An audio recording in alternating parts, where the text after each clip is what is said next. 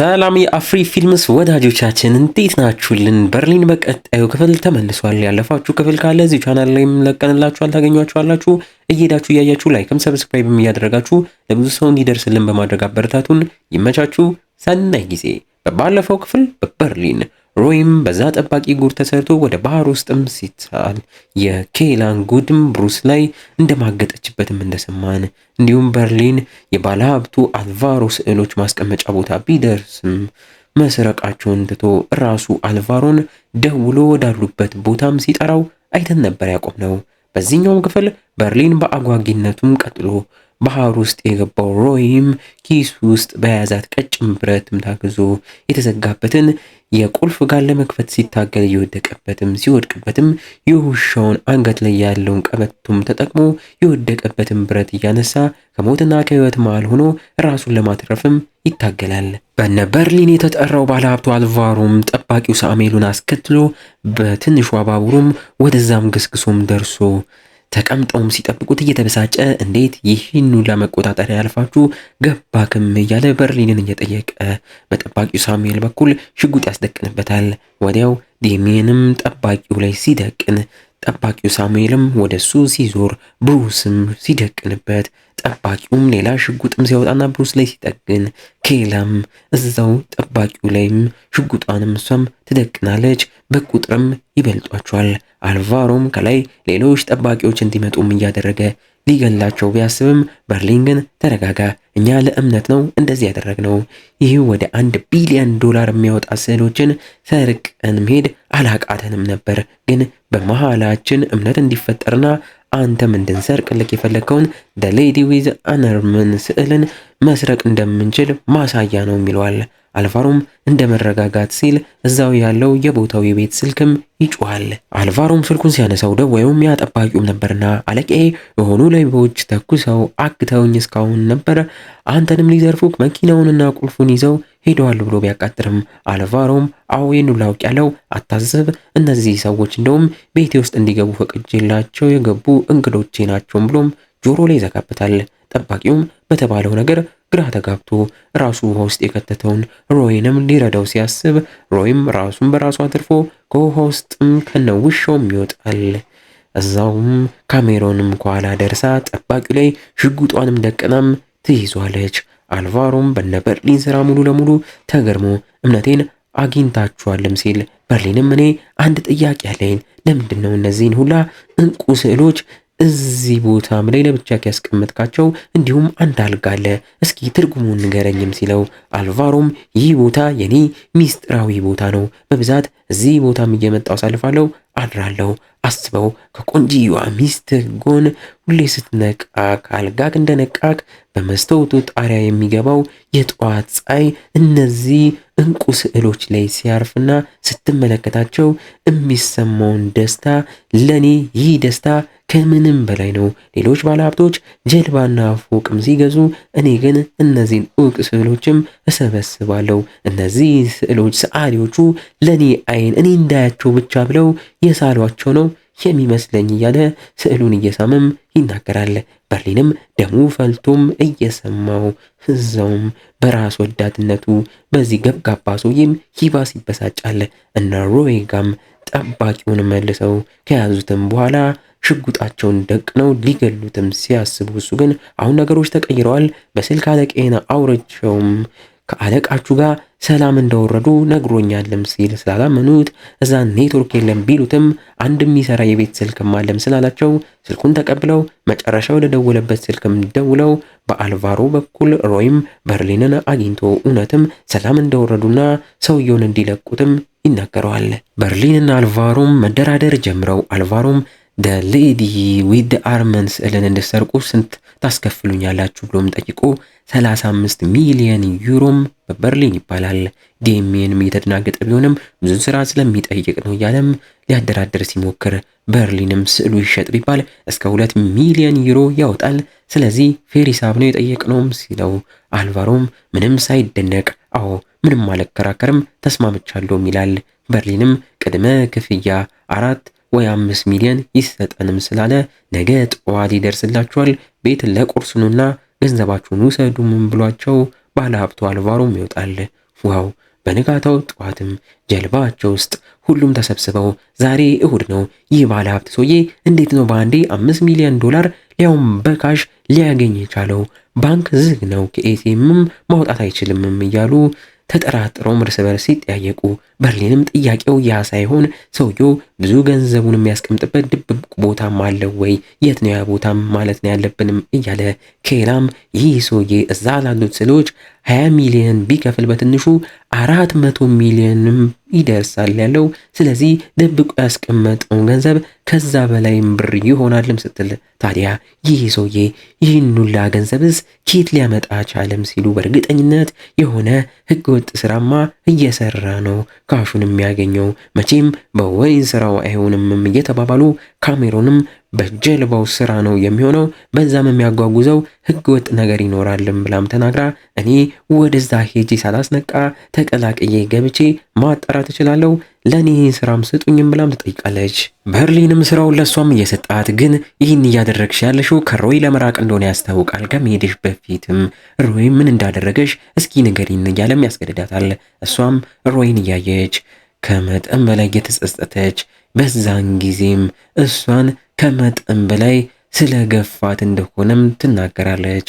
የሆነውን ነገርም ታዲያ ሮይም እሷም በጊዜው በመሃላቸው የተፈጠረውን ለማስታወስ እየሞከሩ አንድ ቀን ምሽት ላይ የካሜሮን የመጀመሪያ ፍቅረኛዋ ጂሚ የተባለው ሰው ቤታቸው መጥቶ አንኳኩቶ ካላወራሽኝ ያለ ሲያስጨንቃት እሷም በአንተ ሳቢያ ነው ህይወቴ የተበላሻሸው ሂድልኝ እያለች ስቀውጠው ጂሚም አልሄድም ብሎ እዛው የጮኸ ሲጠራት የጨነቃት ካሜሮንም አብሯት ያለው ፍቅረኛዋ ሮይንም ይህን ሰውዬ ልኩን ሰተክ አባርልኝም ብትለውም ሮይ ግን አንቺ አሁን የድሯ እሱን ያፈቀርሽው ካሜሮን አይደለሽም፣ በጣም ተለውጠሻል፣ ጀግናዋና ለኔ ልዩዋ ሴት ሆነሻል። ስለዚህ ራስሽ ወደ ውጪ ወጥተሽ እንዲሄድ አድርጊው፣ ያንንም ማድረግ አያቅትሽም ብሎም ሞራል ሰጥቶ ቢልካትም በተቃራኒው ካሜሮን ወርዳ የመጀመሪያ ፍቅር የመጀመሪያም አይደል በጂሚ ፍቅር መልሳ ወድቃ ሳትመለስ ቀርታ አብራው ታድራለች።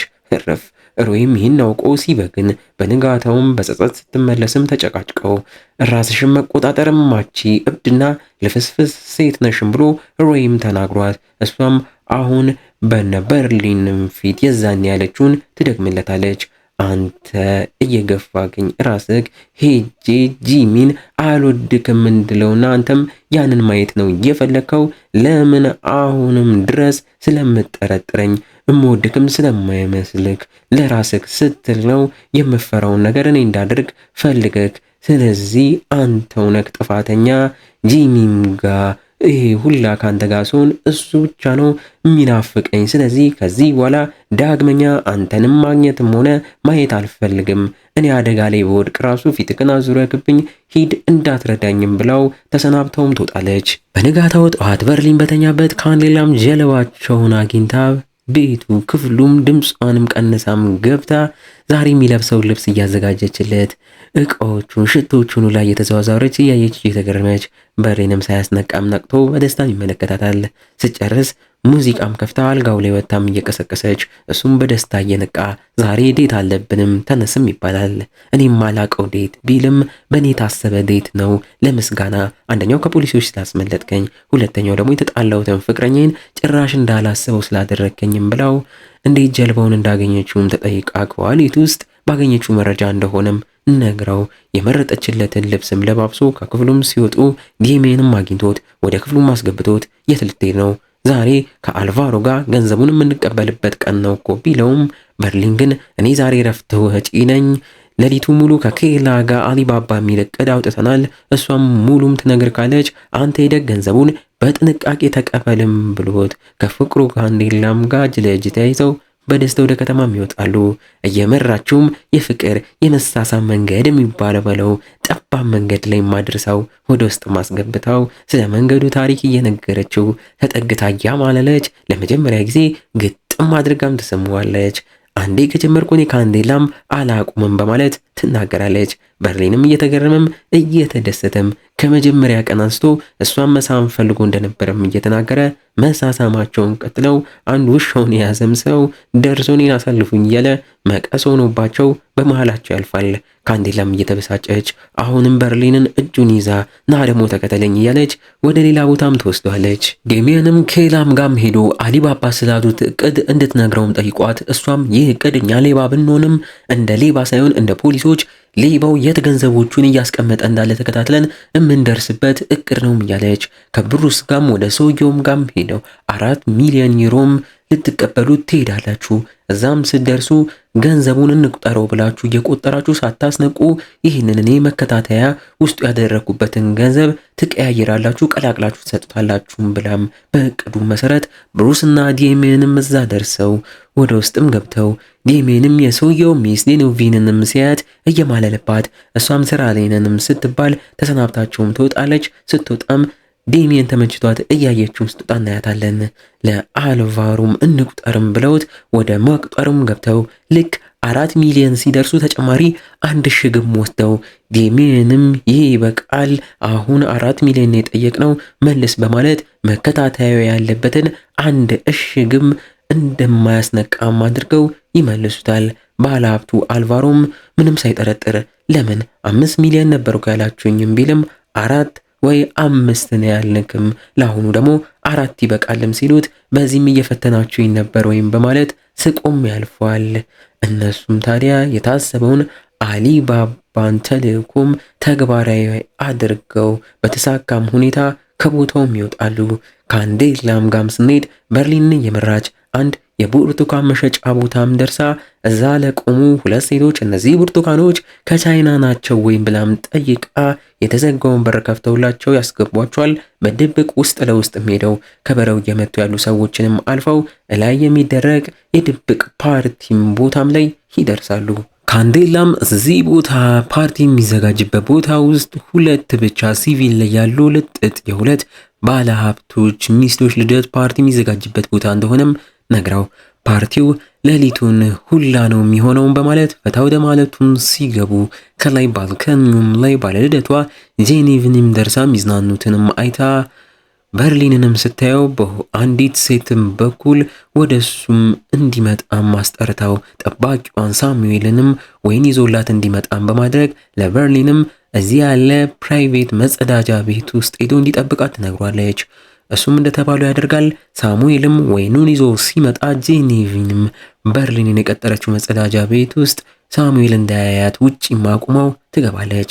በርሊንንም ታገኘዋለች።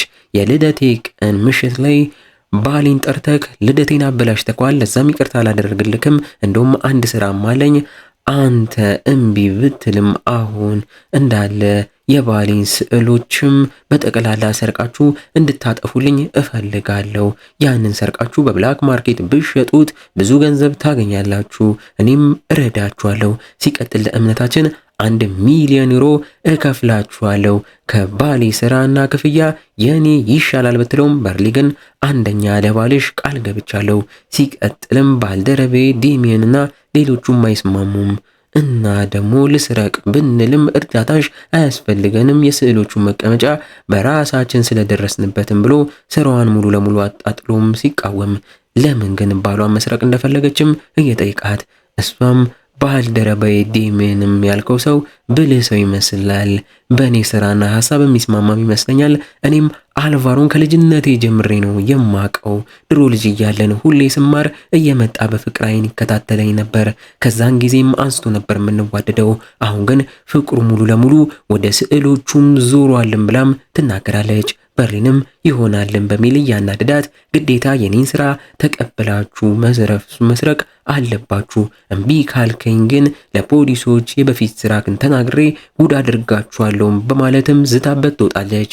በለው ዴሚየንም ከአልቫሮ ገንዘቡንም ከተቀበለም በኋላ ብሩስና ሮዮም ገንዘቡ መከታተያው በኩል ወዴት እንደሚወስድ በኬላ እየተነገራቸው እንዲከታተሉ በሞተራቸው እዛው አካባቢም ይቀራሉ። ይህንኑ ዴሚየንም ለበርሊን ደውሎ እየነገረው በርሊንም አሁን ጉዱንናልን በማለት የጄኔቪንን ስራም ይነግረዋል። በአፋጣኝ አንተም ወደዚህ መተክ ብርቱካን መሸጫው ቦታ ላይ ያሉ 2 ሴቶችን ታገኛለህ። ብርቱካኖቹ ከቻይና ናቸው ወይ ብለህ ጠይቀህ ይከፍቱልካል። ግባና ጄኔቪንን አግኝተክ በዚህ በሚያሳምነው ምላስክ ለማሳመን ሞክር ይለዋል። ዴሚየንም አቅጣጫ ቀይሮ ወደ ቦታውም ይገሰግሳል። እዛው በርሊንጋም ካንዴላም ደርሳበት ጄኔቪንን አውርተክ ወደዚህ ስገባ ይቼክ ነበርም በሚል ቺት እያደረገባት መስሏ ስትበሳጭበት እንዴት እኔን ስመክ ወዲያው መተክ እዚህ ከሌላ ሴት ጋር ደግሞ ትማግጣለክ ብትለውም በርሊን ግን በፍጹም እንደዛ አላደረኩም፣ ሴትዮዋ ከባሏ ጋር ስራም ስላለብኝ በዛ ጉዳይ ነው ያወራችኝ፣ ሌላ ነገር አላደረግንም እያላት ስላላመነችው አድርገን ቢሆን እንዴት በዚህ 3 ደቂቃ እንጨርሳለንም ሲላት እሷም እያመነችው አዎ በ3 ደቂቃስ አጨርሱም፣ በዛ ልመነክ ከኔም ጋር እንደዛ እንዳጨርስ ግን እዚህ የሳምከኝ የመሳሳሚያው መንገድ ላይ ያሳለፍነው ነገር ሁላ ለአንተ ምንም ካልሆነ ካሁኑ ተወኝና ሊሄድበትም ብላ እንባ እየተናነቃትም ጠይቃው እሱም በጭራሽ በሚል ግጥም አድርጎ ስሙ እንደሚወዳት ያረጋግጥላታል። እዛ የደረሰው ዴሚየንም እንደተባሉ አድርጎ ወደ ቦታውም ገብቶ ሲዟዟር እየጸለየች ያለችው ጄኔቪንም አግኝታው እሷም ስታየው የተደሰተች በቦርሳም ባሏ የሰጣቸውን ገንዘብ ይዞ በመምጣቱም እየተገረመችበት ጠባቂው ሳሙኤልም ሲያያቸው ሲያወሩም ስለተመለከተ ግራ እየተጋባ የሚጠጣ ይዞላቸው እንዲመጣም ልካው ዴሚየንንም በመያዝ ላይ ያሉ የሚያጨሱ ሰዎች ያሉበት ቦታም አስገብታ አይኑን እያየች ለማማለል እየሞከረች ለበርሊን የተናገረችውንም አሁን ለሱ እየነገረችው አሁን ላይ እኔ እናንተ አንድ የሚያመሳስለን ነገር አለ። ምንወዳቸው ሰዎች እንዲሳካላቸው ብንፈልግም እነሱ ግን ለኛ ግድ የላቸውም አይወዱንም እያለች ባሏ እሷን ማፍቀር እንዳቆምና እኔም በህይወቴ አዲሱ ምዕራፍ መጀመር እፈልጋለሁ፣ ፈጣሪንም ለዚህ ጉዳይ የለመንኩት እየጸለይኩ ሳለ አንተ በሩን ከፍተህ ካየውክም ይህንንም ታዲያ ምልክት ነው የሚሆነው፣ አዲሱን ህይወቴንም ጀምረው ካንተ ጋር ቢሆን ደስ ይለኛልም እያለችው በመሃላቸውም ታዲያ ምንም ርቀትም ሳይኖር እያወሩ ዴሚየንም በሚጨሰው ጭሱላ ፈዞም ቀርቶ ከኬላም ሲደወልለትም መጣው በማለት መጸዳጃ ቤትም ገብቶ ነቃ ለማለት ፊቱን እየተጣጠበ ከኬላም መከታተያ ያደረጉበት ገንዘብ ከነበረበት ቦታ ተንቀሳቅሶ ቤቱ ታች ወዳለ መጸለያ ቤቷም ተወስዶ እዛም እንደገባና ሲግናሉ ሙሉ ለሙሉም ጠፋም ሲባል ወዴት ወስዶት ይሆናልም ብለው አስበውበት በእርግጠኝነት መጸለያው ቦታ እታች ይህ ሰውዬ ትልቅ ካዝናም ይኖረዋልም በማለትም ጠርጥረው ዴሚየንና ብሩስንም ወደ ኬላም ሄደው ይዘዋት የሰውየው መኖሪያ አቅራቢያም ሆነው ይህን እንዲከታተሉም ትዕዛዝ ይሰጣቸዋል። ኬላም ጋማን በሚለው ስልክ ሴቭ ያደረገችውም ስልክ ተደውሎላትም በድንጋጤ ስታነሳው ያ ብሩስ ሊያስማገጣት ወጣት ሲቪል ከተማም ላይ እንደመጣና ጀልባ ፊት ለፊትም ቆሞ እንዳለም ነግሯት በድንጋጤ በመስኮትም ስታጮልቅ እውነትም እዛ ደርሶ ሰላም ይላታል። በረግጋ ስልኩን ትዘጋበታለች። በርሊንም ከካንዴላ ጋር ፍቅራቸውን እያጣጣሙ እሷ መድረክ ላይ ወጣ ስትዘፍን እያያትም ይበልጥ ይማልላል። ዴሚየን እሱ ጋር ደርሶም ጠርቶ እየሆነ ያለውን መከታተያ ያደረጉበት ገንዘብ ወዴት እንደሄደ የሰውየው መጸለያ ቦታ እታች እንደገባም ሁላም ነግሮት ጄኔቪንንስ አሳመንካት ወይም ሲባል ረንዶም እኔ ልታማለለኝ እየሞከረች ነው ሲል በርሊንም እንደዚህ አይነት ሴቶች አይታመኑም እያማለሉ ጉድ ሊሰሩክ ይችላሉ ተጠንቀቅም ይለዋል። እንግዲህ እንዲህ እያለን የዚህ ገራሚ ክፍል ማገባደጃ ትዕይንቶች ላይ ተቃርበናል። በርሊንና ዴሚየንም እዛው እንዳሉ ራሱ አልቫሮ መቶ ተቀላቅሏቸው ተቀምጦ ፈታ እያላችሁም ነው ብሎም ይጠይቃቸዋል። እነሱም ቢደናገጡም ለማስቀየስ እየሞከሩ በርሊንም እየሳቀ አዎ እንደውም አንድ ጥያቄ አንተን ልንጠይቅህ እያሰብን ነው። ይህን ስራ ከጀልባ ላይ የሆነ መስራት ይከብዳል። ብዙ ዶክመንቶችም ስለሚኖሩ ለደህንነትም ሲባል ሰውም አይበዛበት ያንተ ቤት ላይ አንድ ቦታ ተሰጥቶም ብንሰራስ የሚል ሐሳብም አምጥቶ እዛውም ጄኔቪንም ተቀላቅላ አልቫሮም የበርሊንን ሐሳብ እየነገራት እሷም ወደ ዴሚየን እያየች በደስታ ተስማማለች። ካንዴላም ወደ በርሊን ጋር መጣም እያቀፈችው እና አልቫሮን ዴሚየንን ተዋውቃ አሁንም ስለ ስራ ነው ወይ የምታወሩት መጸዳጃ ቦታ ያወራ ከውስጥ እያለች ስትዘባርቅ በርሊንም ተደናግጦ ወዲያው እያስቆማት እሷም በጣም ነው ገንዘብ የምትወዱትም በማለት ስትናገር ዴሚየን ሆዬ እዚህ ቦታ በቦርሳ ይዞት የገባው ገንዘብ አሁን እጁ ላይ እንደሌለም የሚጨስበት ቦታም ላይ ትቶት እንደመጣ ማስታውሶ በርግጎ ተነስቶ በፍጥነት ወደዛም ሄዶ የጣለውን ገንዘብ ቢፈልገውም ያጧል። በማን እንደሆነ ባይታወቅም 4 ሚሊዮን ዩሮ በቦርሳው ያለው ገንዘብ ሙሉ ለሙሉ ተሰርቋል በለው። እናንተ ነው ፊልም ወዳጆች በርሊንን ክፍል 4 ያበደ ነው አይደለ? ቀጣዩ ክፍል በቶሎ እንዲለቀቅ ይቺን ቪዲዮ አነስ ያለች 1000 ላይክ ዛሬውኑ አስገቧት። እስከዛው ግን እንደ ሁልጊዜው ቸር ቆዩልን።